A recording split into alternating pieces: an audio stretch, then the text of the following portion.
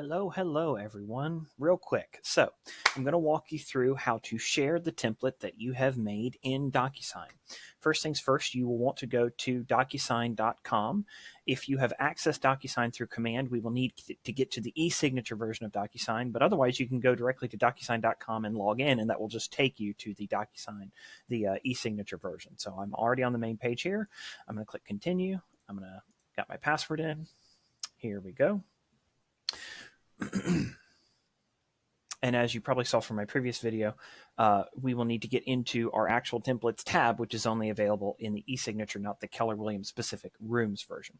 So once you're in Docusign, we're going to go up to the templates tab, and you'll see here, now these are outdated because I still need to update them to my 2020 forms, but these are my buyer forms templates and my listing forms templates that I use for myself in my own business. Once you have created a template packet like this, you can click on the box, and over here next in the drop-down, there's a download option. And this will create a file. It's going to be a zip file, but that's okay.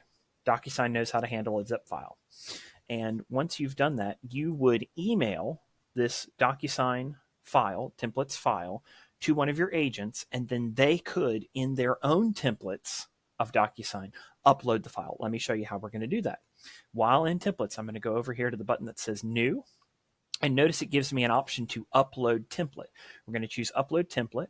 And in our downloads, we're going to choose, it'll be in your downloads or it'll be wherever it's been saved. You're going to choose the Docusign template that I exported. Click open, and you'll notice as it loads, that now, look at that, 9/15/2020. I now have a copy for me, but it would be new for one of your agents here, template, that they should be able to edit. All right. Hope this is helpful. It sounds like something we're going to need to teach in a class too.